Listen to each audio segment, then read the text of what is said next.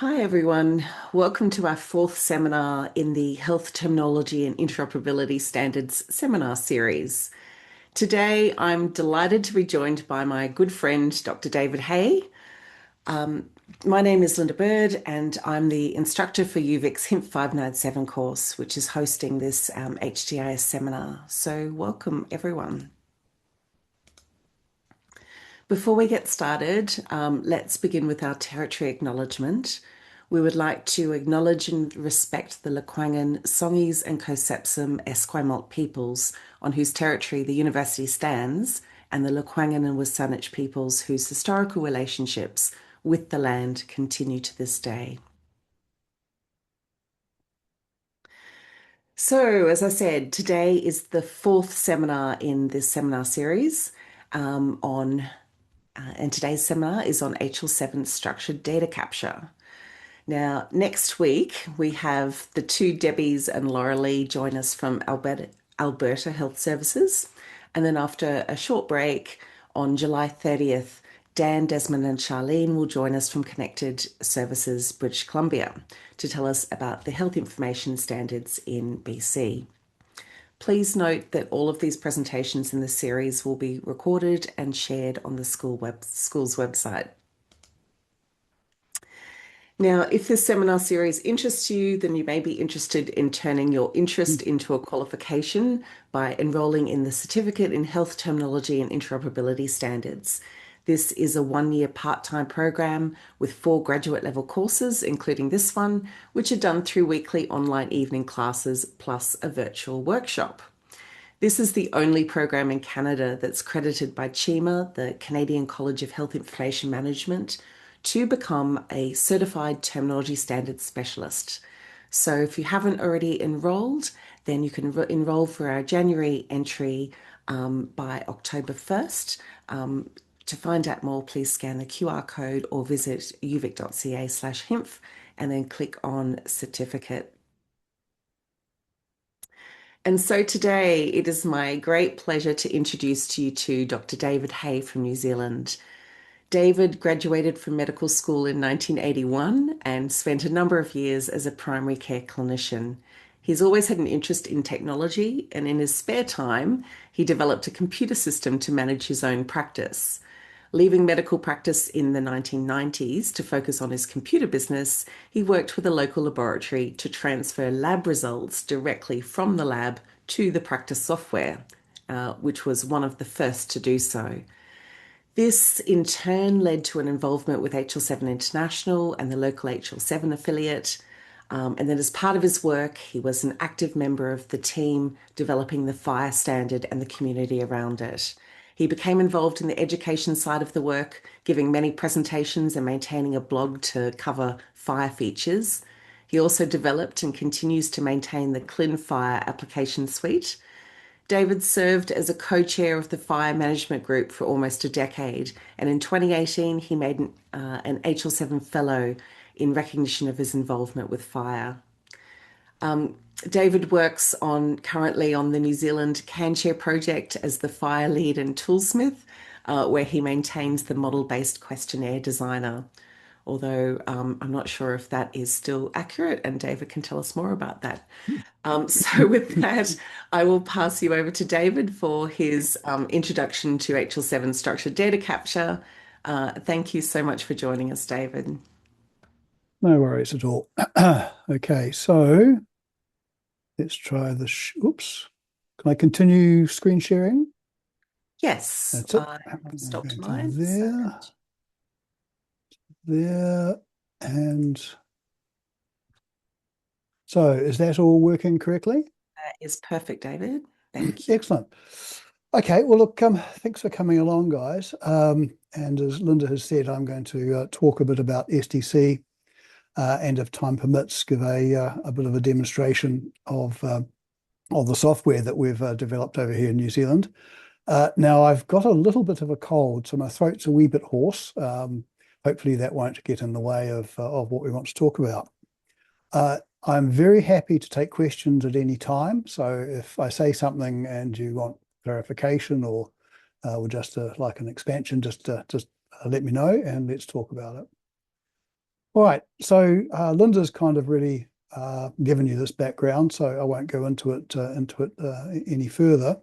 Um, I do like my little image in the bottom right-hand corner there, and what that's supposed to represent is the standing on the shoulders of giants kind of thing. So there are a lot of very motivated and very clever people that are involved in health informatics and fire, and I feel I take advantage of that to help promote the standards. So I won't go into that. So this presentation is, I'm calling it an opinionated look at the structured data capture implementation guide. And I call it opinionated because it's my own take on it. And if you talk to other people, you'll get different perspectives. I've divided this up into three parts. The first part is just a background, and that's a bit of the, why do we have SDC at all? What value is it? Part two, I'm going to dive into a little bit more of the technical underpinnings of SDC. And then part three, as I say, time permitting, will be a demonstration of some software that we've developed, Linda and I and others in New Zealand. It does get somewhat technical in places. I can't avoid that. I'm a geek. The little eye icon will tell you when I'm diving into the weeds. So if they're a bit obscure, don't worry too much about it. And my goal here is really that at the end of it, you know enough about SDC to want to learn more about it and where to find it. STC is a very large specification. There's no way you'd learn about the whole thing from a single presentation, but hopefully there'll be enough here that prompts you to want to learn more about it. Excuse me, there's my throat going immediately. I've given links to a couple of resources there. The first one is the Fire Chat, where you can ask questions about STC and questionnaire in general, and also the location of the implementation guide is right there. So taking an overview of what we're about here. So, and I believe you've already had a presentation from Lloyd McKenzie, who's one of the experts in fire and SDC in general. And so he doubtless would have talked about the questionnaire response resource combination.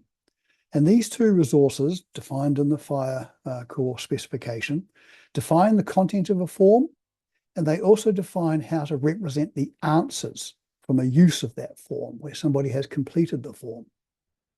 So that's the basic way in fire to throw a form up and to capture data from it. But it's a very basic thing. And the SDC implementation guide builds on the top of that to give guidance and to define extra capability for how you can actually use these in real life. And so these are things like the appearance of a form, how it behaves, how things hide, show, are populated, some of the workflow aspects of how to find a form, how to complete a form, and so forth. Population, or pulling data into a form from pre-existing data. And its opposite, resource extraction, where you can take the data that you've entered into the form and produce from it fire resources. And also some notes about how to integrate forms into other applications. And I guess the purpose of all of this is to promote reuse and consistency. There are lots of forms, as you know, they're often different. So what we're seeking to do in SDC is to say, well, look, here's a kind of common way that you can do X and reuse this common way in other places rather than having to reinvent it each time. Now, you don't have to use SDC to use questionnaire and questionnaire responses to be fire compliant, as I've called it. You can absolutely do your own thing, and people do.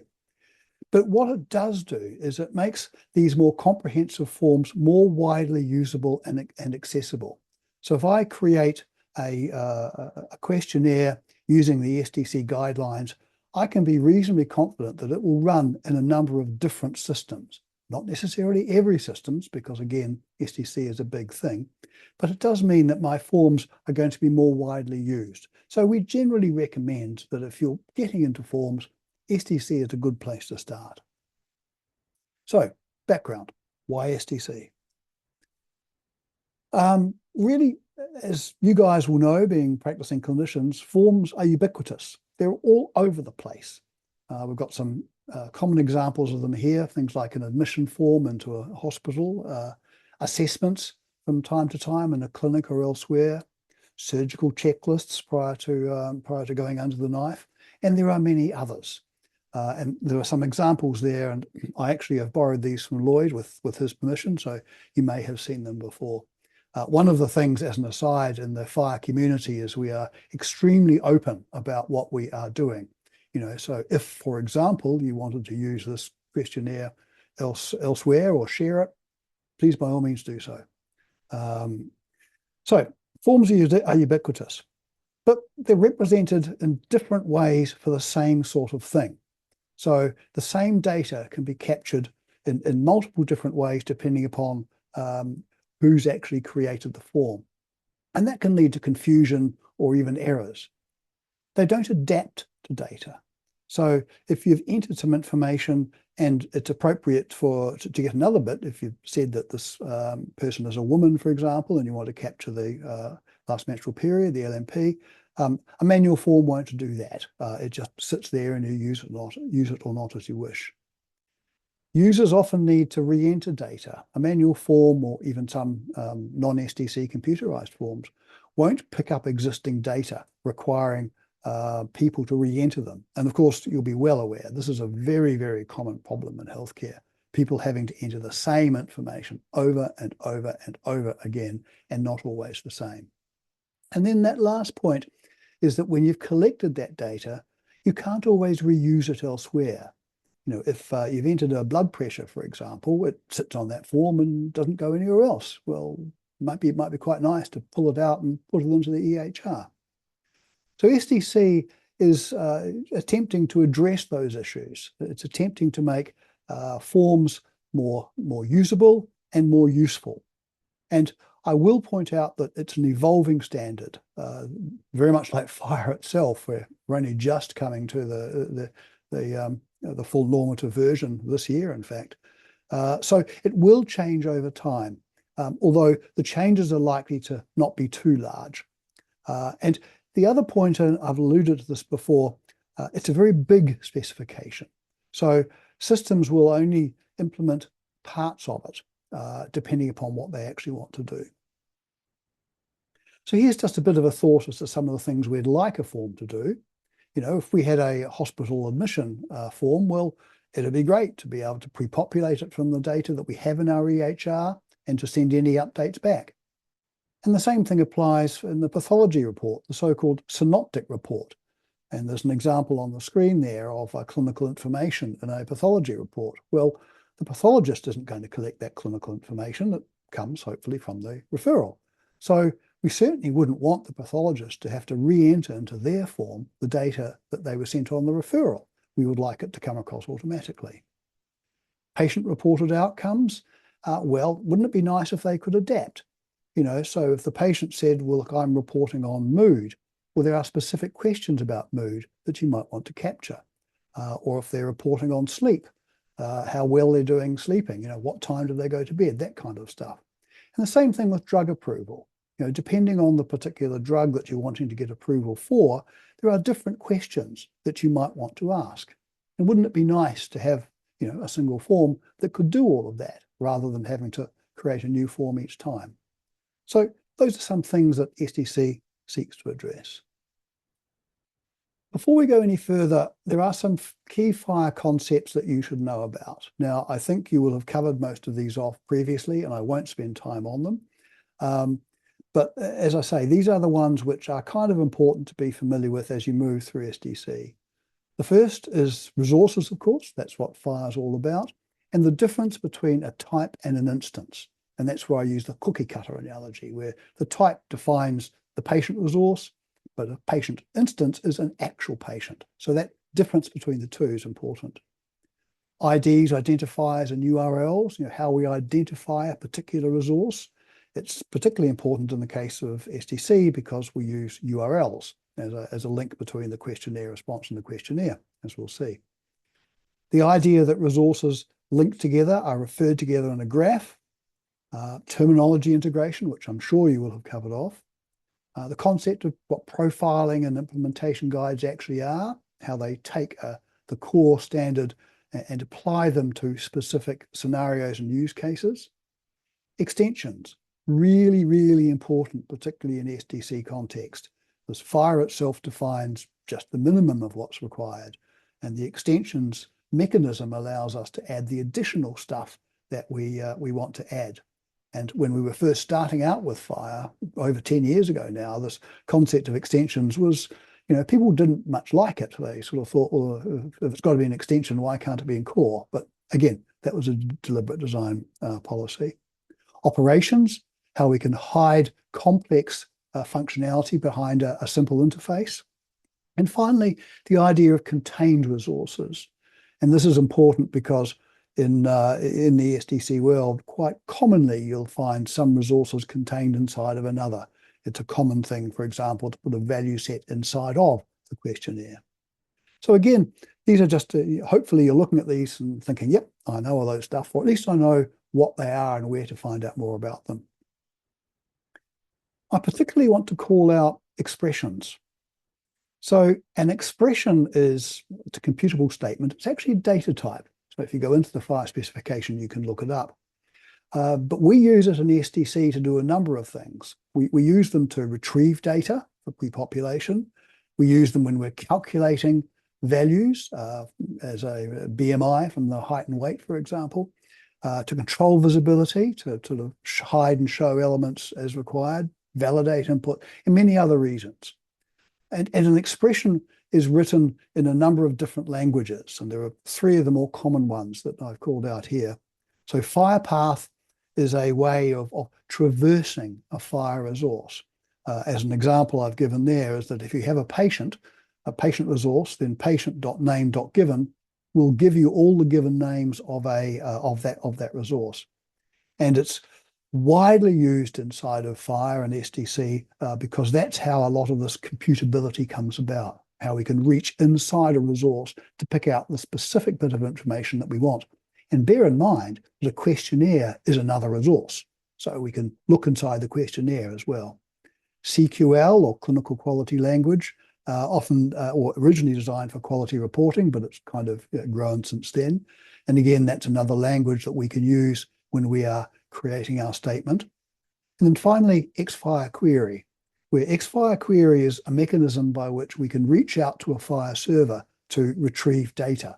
So say we've called up a patient on our screen, we can use an XFHIR query to go out to the FHIR server and say, give me all of their medications or give me all of their conditions and so forth, and then use them within the form. So it's very much like a programming language.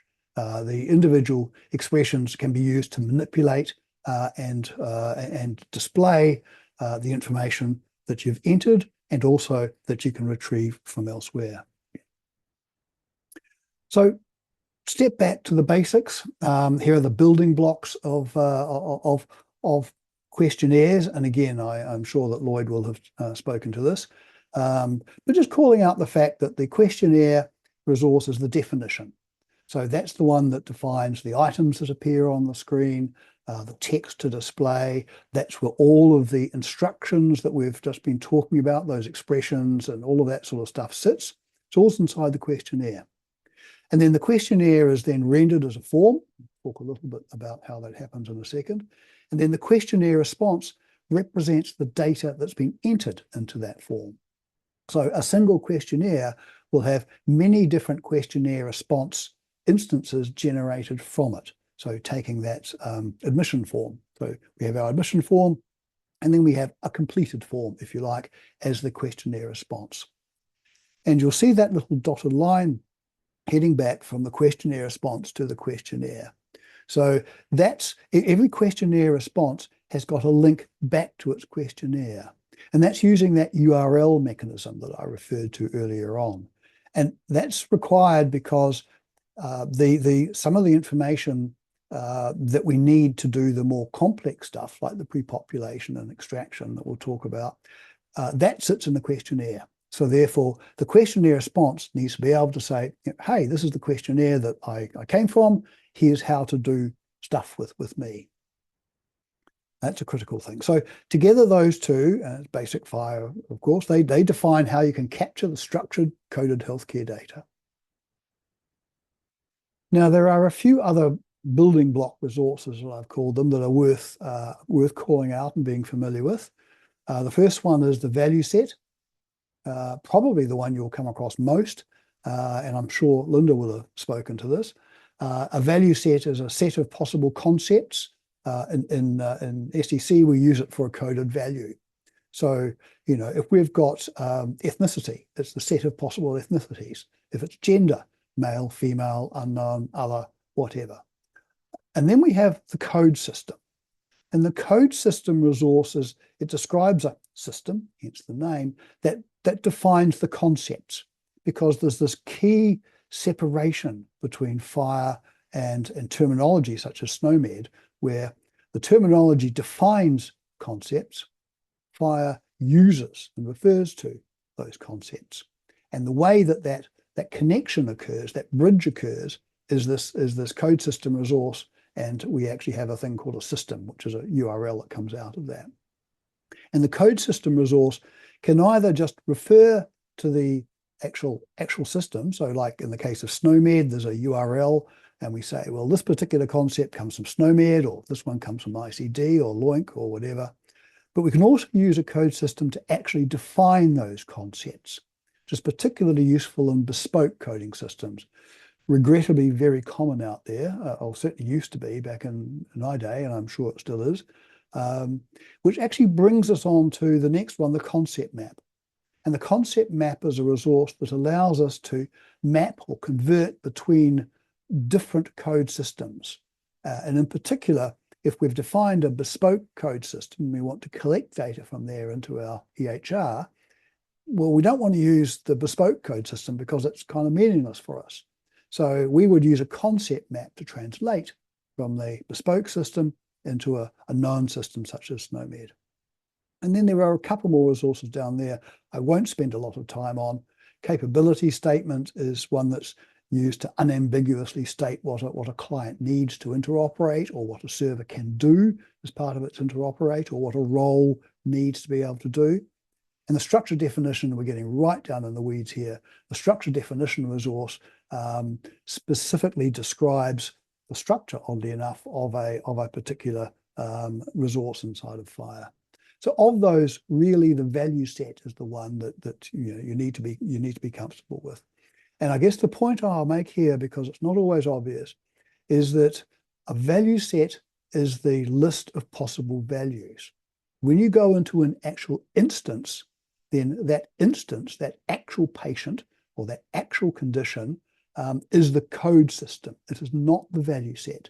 So the value set does not appear inside of the instance. The concept as defined by the code system does. All right, so there's the STC implementation guide there, and I've got a link to it down the bottom. I won't, in the interest of time, go in there now, although I would encourage you to do so. But I put the slide on just to show a couple of things, and these are the places, if you want to find out, so that front page that you can see there, that's a good description. But this STC specification is kind of where you see the meat of STC. So if you're looking for specific parts of it, that's the link to go to. And as we go through this talk, I'll point out where to go and find out more information. The other tabs are useful for sure, but this is where you'll find the key data. Now, inside of STC, we define a number of different workflow roles, or roles, what a system can actually do. So we have a form designer, and the form designer is responsible for creating a form, which is, of course, a questionnaire, and that's what our application does, for example. Then we have the form filler, which I think of as a renderer, because it's the one that takes that questionnaire and produces the on-screen form. We have the form manager, which is where those forms are stored. And so that allows a form filler to go out and to locate the particular form that they are interested in. there can be more than one form manager, of course, but it means that there's a mechanism for locating and finding forms. The response manager is one that's not so often used. It's a repository for storing partially completed forms. For example, suppose you had a system where you wanted to start a form on a mobile device and then complete it on a desktop. Then you'd need a place to store your partially completed form, and that's what the response manager would give to you. Form receiver, just for storing, well, form receiver is the one that takes the form and does other stuff with it, as we'll see in a minute. And then the form archiver, where you can just do a copy of it. Now, you absolutely don't need to use all of these roles in any SDC implementation. You'd choose the ones which suited you. And this is a slightly more graphical rendering of those roles. And it sort of shows how they interact together. So to that top left over here, we have the designer where we've created the form and we placed it in the form manager where the form filler is able to pick it up. And then over here, we have the form receiver, which is going to be doing stuff. And then the response manager and archiver off to the side over here. And I've also put on here a couple of other key entities which should be present in any implementation. A terminology server, which is where you can store the terminology resources, such as value sets and code systems and all of those sorts of things. And a task manager is often useful if you've got if you say want to have the ability to assign a form to somebody to fill out, it's useful to be able to say, well, you've got a task to complete this form, and the task manager can then track that form. And in particular over here, we've got a data source. And here is where we see information can flow from the data source into the form, pre-population, and it can be extracted from the completed form and saved back into the data source. So that's data extraction. So that's really just as I say, a graphical view of the words that we saw before. All right. So that's all I'm going to talk about the sort of the background of it. Let's dig more into those actual forms or questionnaires. Now, when I'm talking, I'll tend to use the word form and questionnaire interchangeably. So do bear that in mind. Okay, types of forms. What kind of forms are defined in SDC? Well, there are three that are defined in SDC and one which kind of exists anyway. So we start out with standard forms. And a standard form is just a questionnaire. So I create a questionnaire, I save it somewhere. It's got all this fancy good stuff inside of it, but it's just a form. It sits there. And then we have derived forms. And derived forms are ones where you take an existing form or questionnaire, and you create a new one from it. And an example of where you might do that is that you might have a form that's been created and it's structured, but it hasn't been set up to do pre-population and extraction, and you'd like to do that. Now, you can't necessarily or may not be able to go to that original form and update it. So what you can do is you can create a derived form, which effectively takes what was in the original and then adds the other bits and pieces that you want to add, such as the code of a data item or the pre-population instructions, extraction instructions, and so forth. Next up, we have modular forms. And a modular form is one which is assembled from sub-questionnaires, sub-forms. And this is useful because this is another good start into this whole reuse phenomenon. So suppose, for example, you've defined a form for patient and you want to use that in lots of different forms. So rather than having to redo the patient details in each and every child form, if you like, you can just have a modular form which says, hey, give me the patient and plonk it into place. Now, the tooling that we built in CanShare works in a similar way to this modular approach by having components that can be reused. But the modular forms is the SDC way that you do it using questionnaire resources. And then finally, we have adaptive forms. And adaptive forms are ones that are actually generated on the fly, as we'll see in just a minute. So I'll just finish off here by saying that the the top three, the standard forms, the derived forms, and the modular forms, are all created by the forms manager.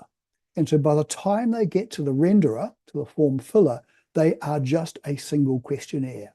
So the renderer, form filler, doesn't care about how that questionnaire was derived. It's got a questionnaire, and that's what it's going to deal with. Adaptive forms are different. And so this is an example of the way an adaptive forms work. And in effect, what it does is to move all of the form logic out of the questionnaire, or most of it anyway, out of the questionnaire and into some back-end system, into an EHR or some other application. And in effect, what it kind of offers is a way to build a dynamic user interface using the sort of artifacts and resources defined by SDC. And you can see the flow there. You discover, one is you start, two, you give your questionnaire, three, you begin the process, and then four iterates around, you ask a question, send the result back to the server thinks about it, sends another item back or items back. You fill those, send them in, and so forth, go round and round and round. So that's the difference from an adaptive form to the other three. Now, I'm not sure how many systems are actually using this. As you can see, it has got a fair requirement on the back-end system. This is no longer just giving you a questionnaire and being able to render it. This is saying how you build it in dynamic UI. But that's defined in the specification, and there's a link to it down there. Let's talk a little bit about rendering. And as I go through this, by the way, and I probably should have called this out and I was there, is I've given you a screenshot here of just showing exactly where in the STC specification you can go to find out more about each of these. So in the case of rendering, as you can see, there is an option off that menu where you can find out a lot more detail about how this rendering and these other aspects are defined. So rendering are extensions. Again, this is why things like extensions are so important. In fact, SDC is basically full of extensions. SDC is extensions. So they are used to define how we can do more advanced rendering. And interestingly, we also have some of these in core as well as in SDC, and they do things like how to change the text appearance, how to make it a different color, how to make it bold or italic, how to change the appearance of a control. So suppose you have a choice element, which is capturing, say, gender. You might want that to appear on your form as a drop-down. Or if it's only a few elements, you might want a set of radio buttons. Or if it's a big one, like a histology, you might want it to be one of those type ahead controls, where you start to type in and it comes up with a set of options. So there are options in SDC which allow you to say, take this choice element and please display it like a drop down or other. We have additional display options, and my favorite is the tab.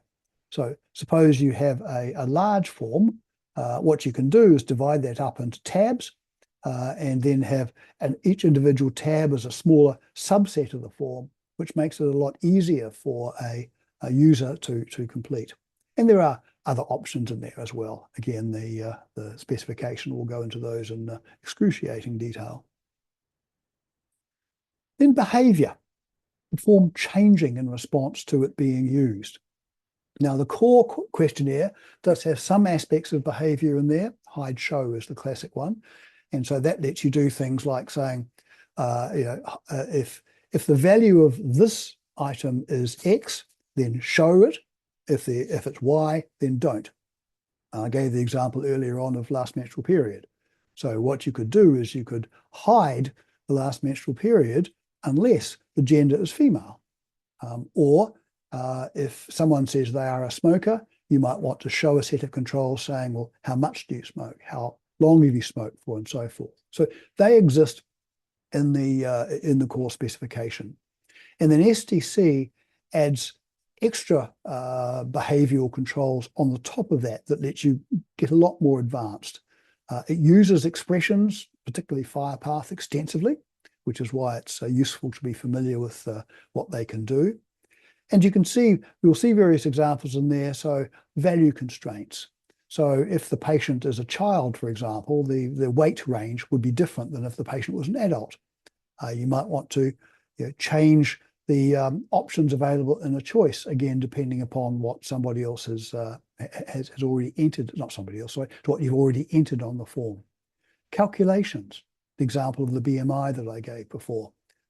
So if if you entered the height and the weight, then you can calculate the BMI, and you can get a lot more complicated than that. You can make the hide show a lot more complex, whereby something rather than just being a simple value. Take my BMI example. So maybe if the BMI is high, you might want to show a series of questions asking about diet and so forth.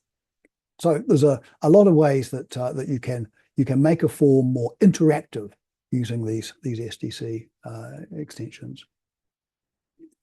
And then getting on to what I think are the rather more interesting things, form population. So the ability to take existing information and pre-populate it into the form. Of course, once it's been populated into the form, then the user can change that information, but if it's correct, they don't need to. And we think of three different ways or three different modes that you could do that.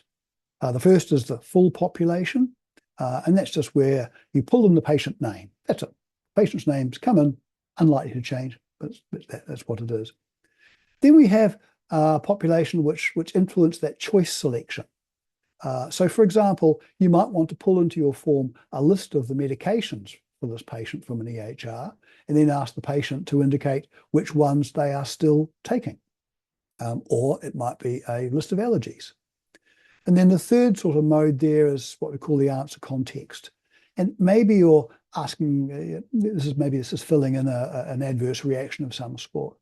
And so you might want to be able to say, well, we notice that you've already had these sorts of reactions.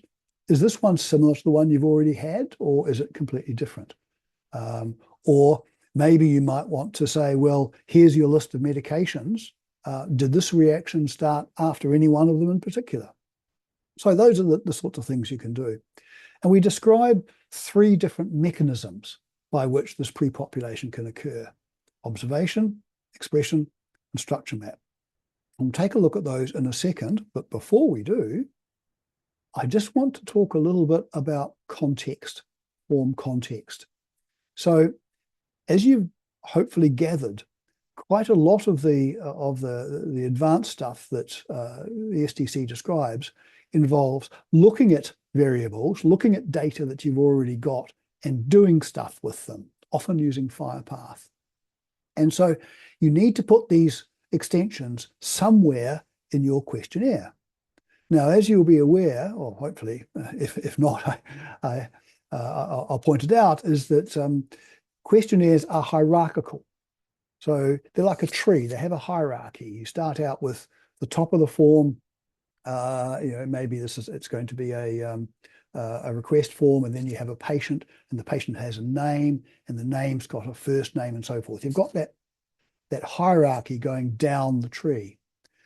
And context, or visibility, if you like, of a variable flows down that tree. So it's very important when you're doing this kind of design is to decide where you're going to put your extension. If you put it at the top of the questionnaire, then anybody can see it. If you put it partway down, then only the children can see it. And without going to details, there are absolutely valid conditions where you might want to do both of those. But that's the thing to be aware of, that things flow down the context. And the data that we are getting into that form can come from different places. When we're bringing it in, we can bring it in through these thing called launch variables. So that's when when you first invoke the form, the invoker, the EHR, as it does that, can say, here is the patient, oh, and here's the user, and by the way, this is the encounter as well. So that's data which is now inside of your form, and you can do something with. But the renderer, the form filler, can also go out and pull out data. As I alluded to before, it can say, well, okay, I've got this patient, David Hay. What medications is he on? And so the form itself, and then based on instructions, STC instructions inside of the form, can go out to the EHR, pull that data or collect that data and pull it into the form. Now you can imagine there are, one or two little security concerns about that. And so there's a whole part of FHIR, the SMART application, that talks about how you can control what data a form can pull out of the EHR, because fairly obviously you don't want any form to be able to pull out any data. You want a lot more control over that. And that's what SMART gives you. So then the picture over to the right is just showing that in a diagrammatic form, showing how when the form is launched within an EHR, some data can come across, but then the form itself can then retrieve data from the underlying FHIR server. Here are the population mechanisms. Observation. So this refers to the fact that in a lot of cases, the data you want is an observation. It's a very common FHIR resource. So consider weight. Suppose you wanted to put weight on the form. So what you can say is, oh, look, I want the patient's most recent weight. Here's the code for weight, as long as it's within the last year. And so when you do that, that data comes in automatically. And then you have the expression mechanism. And the expression mechanism is a lot more generic. You can actually retrieve any kind of FHIR data that you want. Commonly uses FHIRPath and CQL, actually an XFHIR query as well, to pull that data in. And then when you've got the data, you can then again use further extensions to populate your form. And some of the extensions that you might use in this regard is what's called launch context. And the launch context is how we refer to the resources that were passed into the form when it was first launched, the patient, the user, and the encounter. The variable extension, which actually holds data you've collected from elsewhere. Initial expression, very handy. That one can say, well, when you first start out, here is the value that you want. The candidate expression is used to provide a list of possibilities, and the calculated expression is one that runs whenever something changes. So the initial expression runs once when you load the form. Calculated expression runs all the time. So to take my BMI example, you would make that a calculated expression because you want it to change whenever the height or the weight changes. Whereas if you're bringing in the weight from elsewhere, you might use an initial expression, because once you've brought the weight in, that's it, unless you actually change it in the form. So that's the same. So that's expression population. That's the one that we have used. And then finally, there's the structure map. And I'm not going to go into this in detail. It's very sophisticated, very complicated. I'm not sure who's actually using it, but it uses a resource called the structure map resource.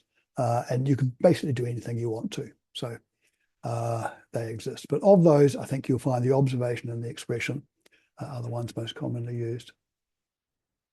And this is just talking a little bit more about expression population.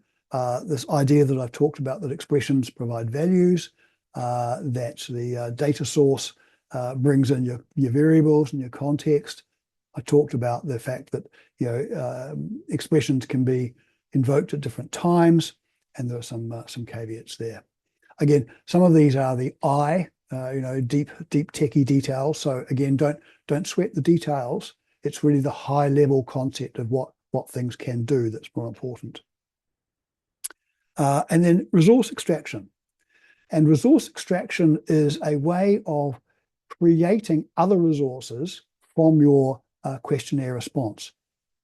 And so I guess the first thing you would say is why? Why would you bother? And the reason is that when you put data inside of a questionnaire response, it sort of sits there and it's just in that questionnaire response. So suppose that you had captured an allergy and you had that allergy sitting inside of your questionnaire response. And now suppose that at some future date, you wanted to know what allergies a patient had. Well, if the allergy was just sitting inside of the questionnaire response, what you'd have to do is you'd have to get all allergy and tolerance resources that the patient had, plus look through all of the questionnaire responses to see if there's anything that might look like an allergy.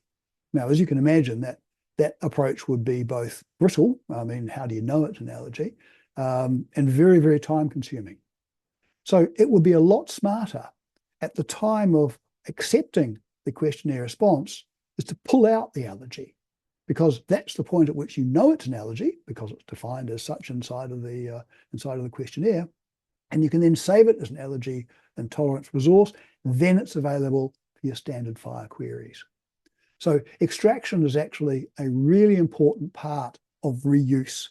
It's really how we can use questionnaires and forms to gather data to be reused for other purposes. And there are 4 mechanisms similar to the pre-pop actually, but we have observations, we have definition, we have template, we have structure map. And observation, again, it's because, well, observations are very common in FHIR. And so this specific mechanism defines how to create an observation from minimal data. It sort of says that the subject should be the patient, the author is the author, the date is the current date, and so forth, and where to get the code from and such like. So it's the simplest way of extracting data. Definition-based, again, more sophisticated. And as we'll see, there's a particular element you can use called definition. And what it does is it says, well, this particular item here, patient name, actually should sit in a patient resource at this location. And there's an example there. So, I've got the family name in my form, and when I extract a patient from it, I want you to put that name at that location in the patient resource. And then there are other extensions that let you do things like create fixed values. So, for example, you might want to, if you're extracting a service request, as we'll see, you might want to say that the service request status is active and its intent is order, and so forth. Creating those references between resources to create a resource graph, we use them for those, and also defining exactly what resource we want to get out in the first place.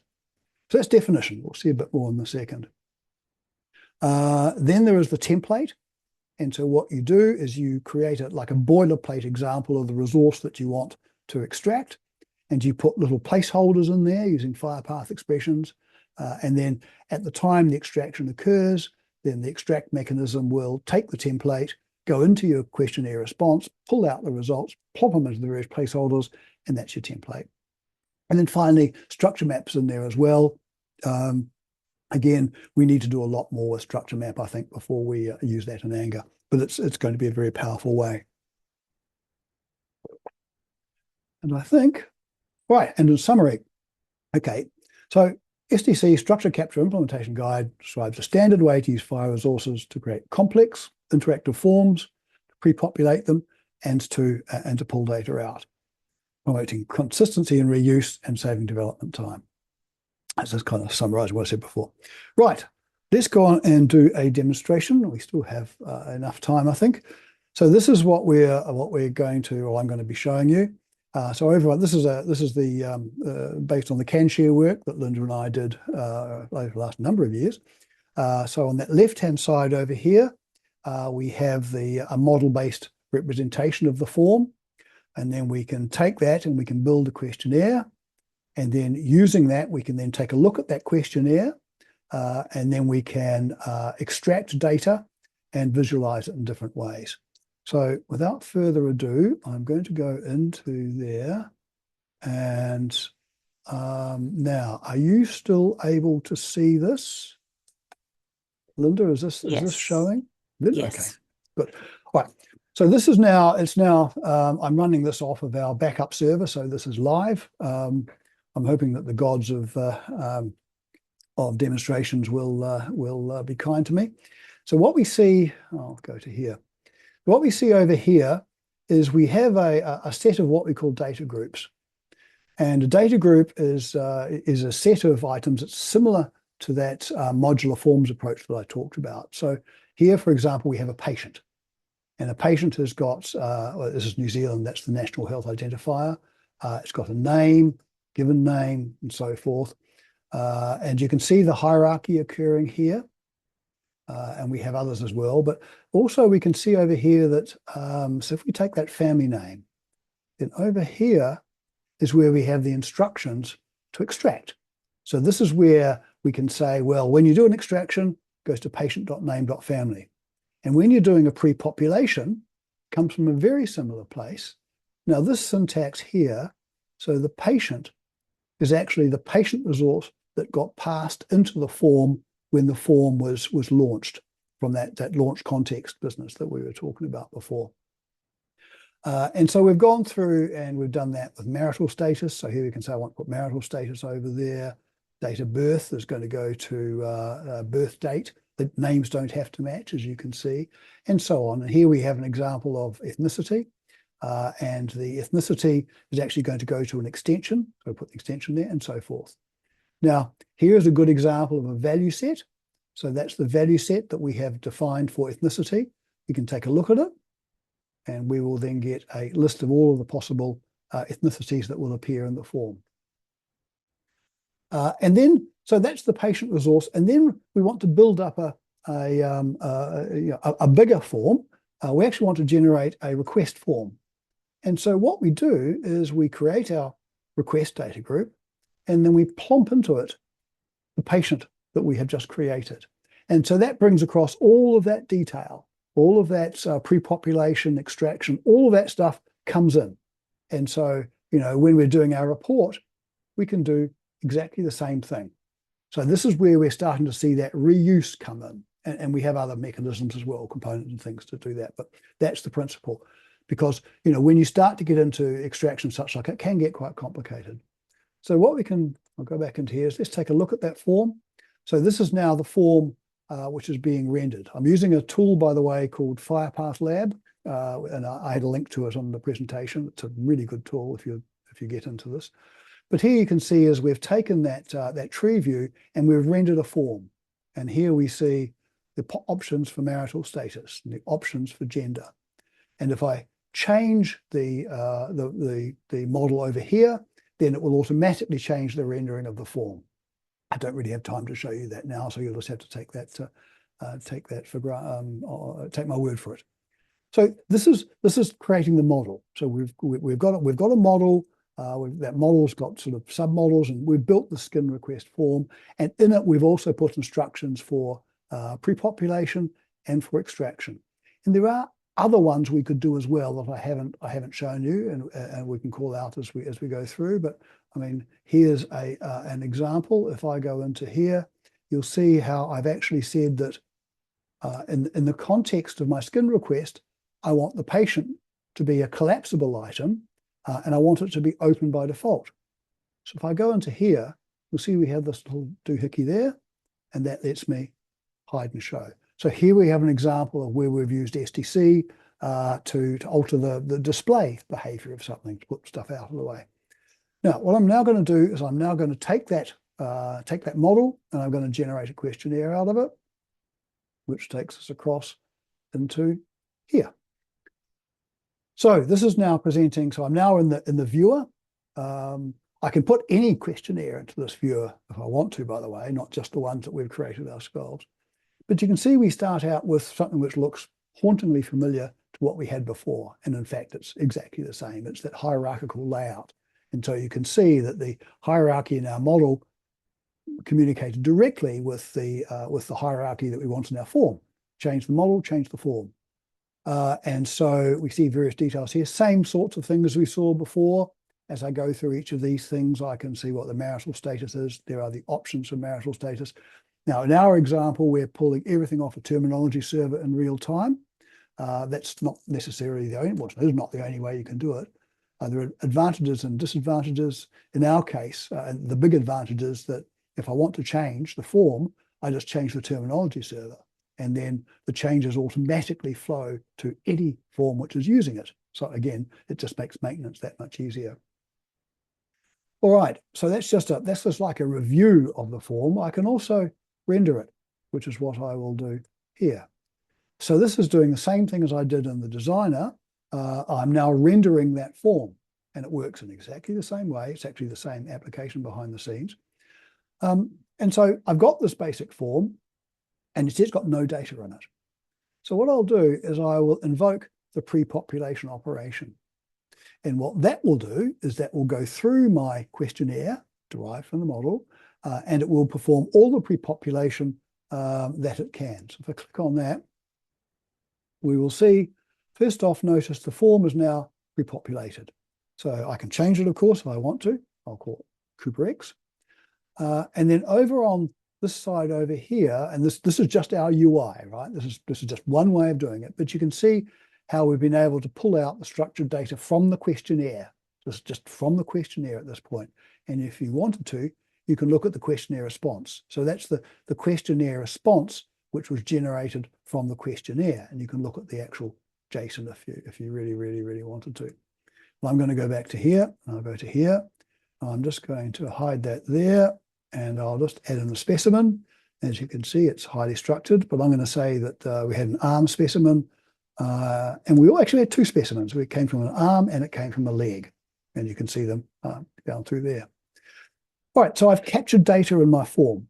Now I want to extract data. So to do that, I click on this Get Extract Bundle, and what that does is that runs the extract operation and creates a bundle of resources based on the instructions in my questionnaire. And so over here, you can see that here we have now the graph of resources that was created. So if we take a look at the service request, we can see the details inside of the service request. These things here were set by using because I don't want the user to have to say that it's active. I want that to happen automatically. So I put a population expression in there. But you can see we've got the different resources. There's the specimen, and all of the references line up quite nicely. So that's as far as I had intended to go. I've almost at time, 2 minutes, which is very good for me. I think you'll agree, Linda. So I will stop at this point and happy to take any questions that you may have. You actually do have another half an hour, David, but Oh, what? I didn't know. Oh, that's okay. that was an hour and a half. I thought it was only an hour. That's Mm, okay. mm. If there's anything else you wanted to demonstrate, then by all means go ahead. Um, it might be a Um, good time to open the floor to questions anyway. yeah, why don't we do that, and then we'll see where that takes us Yeah. after that. And see, I'm not sure how much detail you want to go into. I can go into extraordinary detail if you really wanted me to, but you may not wish to. Does anyone have any questions for David?